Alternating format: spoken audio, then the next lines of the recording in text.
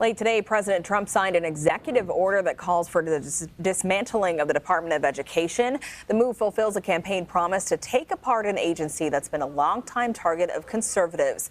Erica Brown has the details from the White House.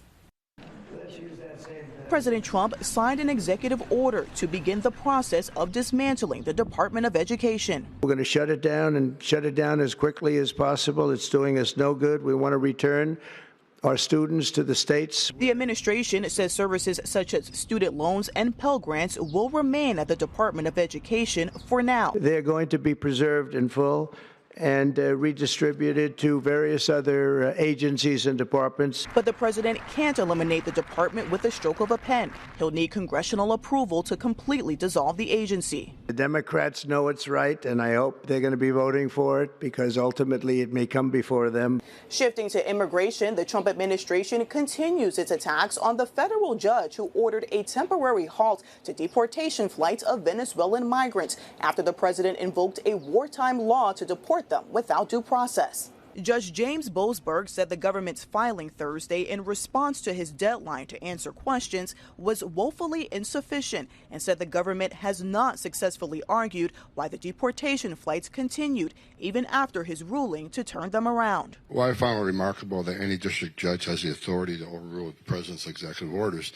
And what basically he wanted us to do is turn planes around in midair full of terrorists and bring them back into the United States, which is just ridiculous. And we didn't do it. Judge Boasberg ordered the Trump administration to provide an update on its filing by tomorrow. Erica Brown, CBS News, the White House. And former federal prosecutor Rick Convertino joins us now to weigh in on the dismantling of the Department of Education. So we've seen Trump take aim at several different agencies and departments.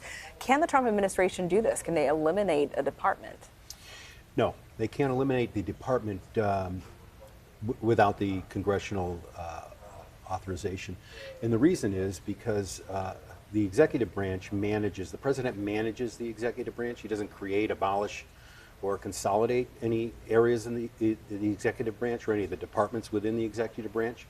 And the White House has acknowledged that today, that they don't have the authority to abolish the Department of Education as a whole. So what they're doing is they're squeezing it.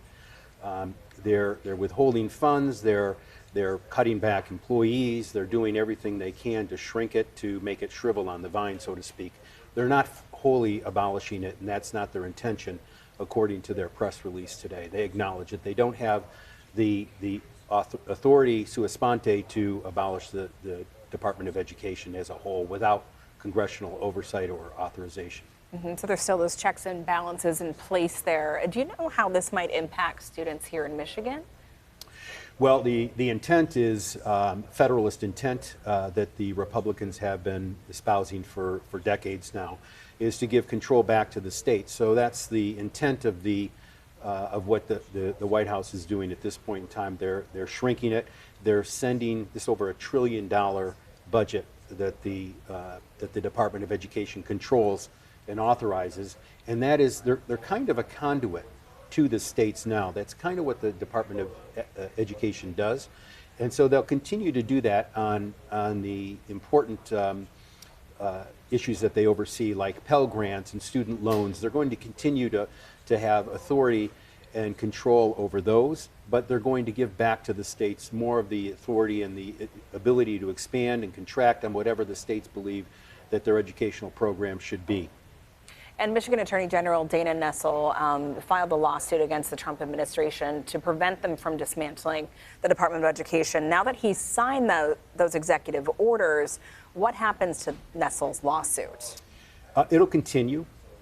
It'll continue on because the gravamen of her lawsuit and the attorneys general that joined into the same lawsuit, the gravamen of that lawsuit is to prevent the abolishment of the Department of Education. So that'll continue on. I assume that now the dismantling of the Department of Education has been proposed in legislation as recently as last year. So it's not anything new. And this is one of the things that candidate Trump had espoused at almost every single campaign event that he was at, to dismantle and abolish the Department of Education. So it's nothing new. But it's not going to be dismantled and abolished through an executive order. That can't. And like I said, the White House acknowledges that they don't have the independent authority to do that, but that'll have to be done through Congress. And teachers around the country are vowing also legal action against this. Will the Trump administration have the ability to challenge those legal challenges? Yeah, that's one of the things I think that's the purpose of all of this. And one of the things that this administration is doing, whether you like it or not, is they're acting. They're aggressively moving forward on the promises that the candidate made prior to his election. And he believes he has a mandate, a populist mandate to drive on hard.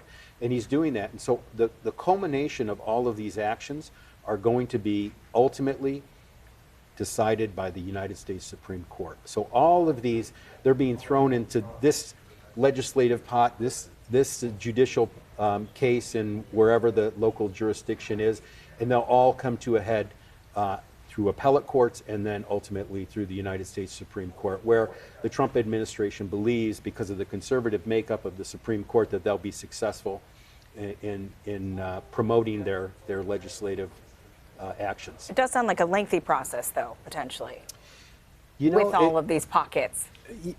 Normally it would be, but I think under the circumstances, this is going to come to a decision. The court is going to take a case, whether it's in the Eastern District of New York or the Southern District of Florida. It's going to come between.